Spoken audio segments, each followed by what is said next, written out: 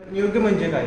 म्हणजे प्राचीन काळामध्ये काय झालेलं आहे की नियोग ही एक पद्धत होती प्राचीन काळामध्ये. म्हणजे जे जीवन होतं ते प्रत्येकाला सुखी समाधानी जगण्यासाठी, म्हणजे ज्या काही स्त्रिया त्या काळामध्ये विधवा व्हायच्या त्या विधवा स्त्रियांनी समाधानी जीवन जगता यावं म्हणून ही नियोग पद्धत त्यावेळेस होती. म्हणजे विधवा स्त्रीने तिचा जेव्हा पतीचा मृत्यू व्हायचा, मृत पतीच्या भावाशी किंवा अत्यंत जवळच्या नात्यातील पुरुषाशी लग्न करणे म्हणजे नियोग होय. जर एखाद्या स्त्रीचा पती मृत्यू पावलेला आहे तेव्हा तिने काय करायचं, कसं जीवन जगायचं, तर तिने तिच्या म्हणजे दीराशी किंवा जवळच्या नातेवाईक असणाऱ्या एखाद्या व्यक्तीशी विवाह करायचा, मूळ जन्माला करायचे आणि जीवन सन्मानाने चांगलं जगायचं. म्हणजे विधवा स्त्रियांचा प्रश्न समाजामध्ये मोठ्या प्रमाणामध्ये तयार होत नव्हता.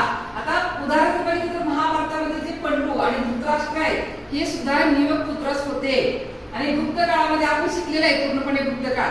तर गुप्त काळामध्ये जे रामगुप्ताची जी पत्नी होती, जी विधवा झालेली होती, म्हणजे रामगुप्त मेल्यानंतर ध्रुवदेवी त्याची पत्नी होती, तिने काय केलंय की तिचा जो दीर होता दुसरा चंद्रगुप्त याच्याशीच विवाह केला होता. या सुद्धा नियोग पद्धत म्हणतात. लक्षात ठेवा, नियोग पद्धत म्हणजे काय, जेव्हा तिचा पतीचा मृत्यू व्हायचा तेव्हा ती स्त्री विधवा म्हणून जीवन जगण्यापेक्षा दीराशी किंवा जवळच्या व्यक्तीशी विवाह करून सन्मानित जीवन जगत होती. याला नियोग म्हणतात.